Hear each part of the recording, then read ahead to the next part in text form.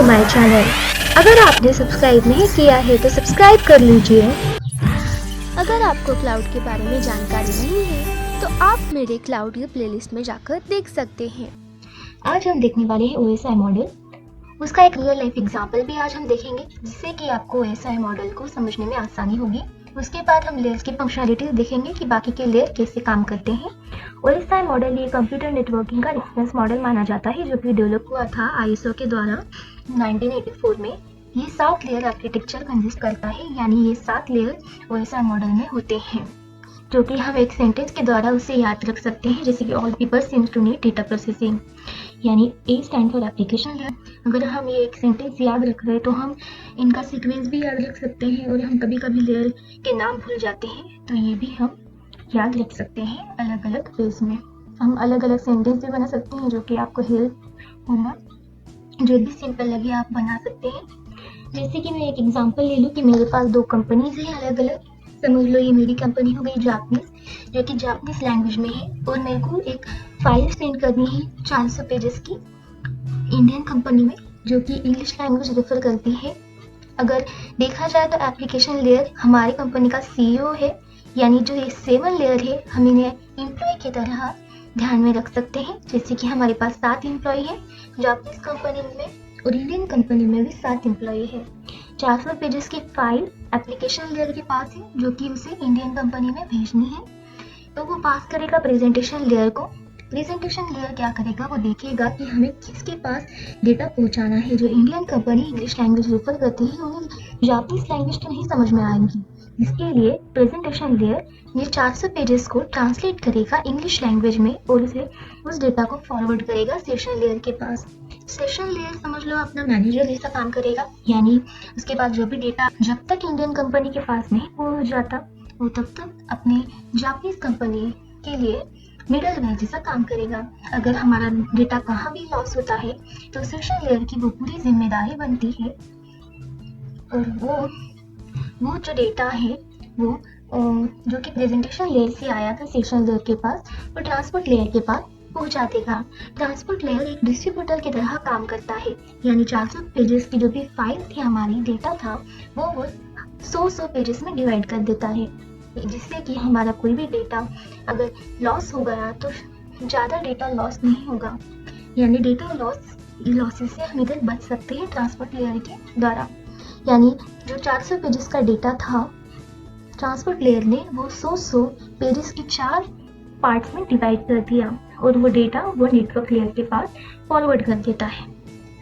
Network layer क्या करता है, देखता है कि हमारे मतलब ये डेस्टिनेशन होल्डर जैसे काम करता है, यानी वो देखता है कि हमें कौन सी कंपनी में वो डेटा पहुंचाना है, यानी वो डेस्टिनेशन और सोर्स एड्रेस अपने 400 पेजेस के फाइल में होल्ड कर देता है, लिख देता है, जिससे कि हमें समझेगा कि डेटा हमारा एक्चुअल कहाँ जाना है कहाँ नहीं जाना है।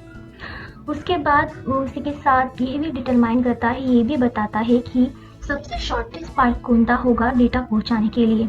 अलग अलग रास्ते होते हैं, उन रास्तों में से वो कुछ एक शॉर्टकट जिसे बोलते हैं वो बताने का काम नेटवर्क लेयर करता है। डेटा लिंक लेयर क्या करता है, जो भी डेटा आया है नेटवर्क लेयर से, जो कि सोर्स और डेस्टिनेशन दोनों का भी एड्रेस अलोकेटेड होता है उन फाइल्स को, वो सील कर देता है, जिससे कि बाकी के जो भी डेटा यानी अगर डेटा किसी के पास गया तो वो डेटा कोई देख ना पाए। इसे सील करने देते कि हम कोई चीज़ पैक कर देते हैं, वो डेटा लिंक लेयर पैक कर देगा। उसके बाद वो फॉरवर्ड कर देगा फिजिकल लेयर के पास। फिजिकल लेयर का क्या काम है, जो भी डेटा है वो केबल्स या एयर मीडियम के माध्यम से आगे पहुंचाना। जो सेंडर साइड का हम देख रहे हैं, जो भी डेटा फिजिकल लेयर तक आ गया है, फिजिकल लेयर वो रिसीवर साइड के फिजिकल लेयर में वो फॉरवर्ड करेगा, जिससे कि हमारा डेटा दूसरी कंपनी के पास चला जाए। फिजिकल लेयर वो डेटा लिंक लेयर के पास देगा रिसीवर साइड के, जो कि डेटा लेने के बाद वो जो सील है जो कि सेंडर साइड के डेटा लिंक लेयर ने लगाई थी, वो सील वो निकाल देगा और वो फॉरवर्ड करेगा नेटवर्क लेयर के पास। फिर नेटवर्क लेयर रिसीवर साइड का चेक करेगा सोर्स और डेस्टिनेशन एड्रेस की, हाँ बाबा यही डॉक्यूमेंट आनी थी और वो डॉक्यूमेंट हमारे ही इधर आनी थी करके वो ले लेता है, इंश्योर कर लेता है कि हाँ ये डॉक्यूमेंट अपनी ही है। और इसे फॉरवर्ड कर देता है ट्रांसपोर्ट लेयर के एम्प्लॉय के पास। ट्रांसपोर्ट लेयर क्या करता है, जो भी डेटा आया था वो डिस्ट्रीब्यूटेड वे में था, जो कि सेंडर साइड ने 4 अलग अलग पार्ट्स में डिवाइड कर दिया था डेटा। तो ये ट्रांसपोर्ट लेयर वो सारे पार्ट एक कर देता है, यानी 100 पेजेस को वो 400 पेजेस में कन्वर्ट कर देता है और इसके बाद वो सेशन लेयर के पास डेटा फॉरवर्ड कर लेता है। सेशन लेयर क्या करता है, वो देख लेता है कि हाँ ये डेटा हमारे इधर आना था, तो वो सेंडर साइड के सेशन लेयर को कॉलिंग के, यानी हम एक जनरल वे में लिख ले कि एक मैनेजर दूसरे मैनेजर से बात करता है कि हाँ मेरे पास ये डेटा आ गया है। तो सेंडर साइड को पता चल जाता है कि डेटा हमारा जहाँ जाना था वहाँ पहुँच चुका है, और उसके बाद वो जो भी है रिसीवर साइड का सेशन लेयर वो कभी भी प्रेजेंटेशन को डेटा सेंड करे न सेंड करे, ये उसकी जिम्मेदारी है। हमारा काम यहाँ पूरा हो गया जापानीज कंपनी का। तो ये ऐसा काम करता है एक OSI मॉडल।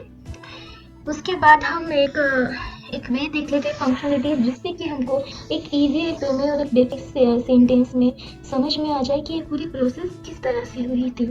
एप्लीकेशन लेयर क्या करता है, जो भी लेयर प्रोवाइड है वो सर्विस करता है बाकी के यूजर को। जैसे कि एक एप्लीकेशन था हमारा एप्लीकेशन लेयर, जो CAOT जैसे काम कर रहा था, जो भी फाइल थी उसके पास वो फॉरवर्ड करते जा रहा था बाकी सब लेयर्स को।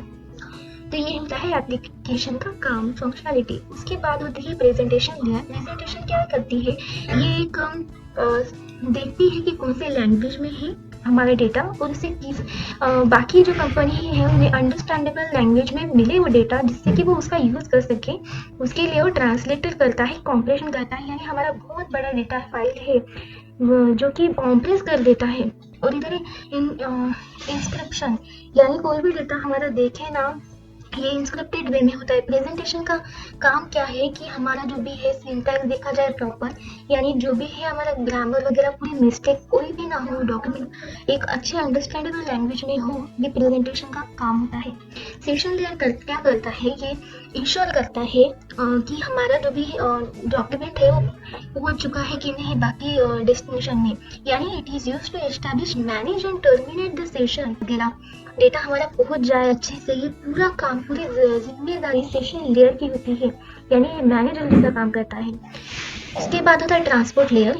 ये डिस्ट्रीब्यूटर जैसा काम करता है, यानी फाइल को डिवाइड कर देता है छोटे छोटे पार्ट्स में, यानी सेगमेंट में डिवाइड कर देता है। उसके बाद होता है नेटवर्क लेयर, जो कि एक बहुत इंपॉर्टेंट लेयर है, जो कि एक डेस्टिनेशन बताने का काम करता है। और जैसे कि मैंने कहा कि ये सोर्स और डेस्टिनेशन का जो भी एड्रेस है वो होल्ड कर देता है, लिख देता है डॉक्यूमेंट में, जो कि मतलब जहाँ की हमारा डेटा जाना हो वो जाएगा। It is responsible for moving package from the source to destination. इसकी जो भी डेटा है, जो भी फाइल है, ये एक पैकेट जैसे काम करती है। उसके बाद डेटा लिंक लेयर, ये error free transfer of data frames का मतलब जो भी डेटा है उसे सील कर देता है। और physical layer, it provide physical medium, यानी केबल से हो या फिर दूसरे मीडियम से, यानी जैसे कि एयर मीडियम हो गया, हमारी फाइल दूसरे तक पहुंचाने का काम फिजिकल लेयर से किया जाता है। It provide physical medium through the which bytes are transmitted. अगर आपको वीडियो पसंद आई होगी तो लाइक कीजिए, शेयर कीजिए और कमेंट भी कीजिए अगर आपको कोई दिक्कत। Please like and subscribe my channel बारे में।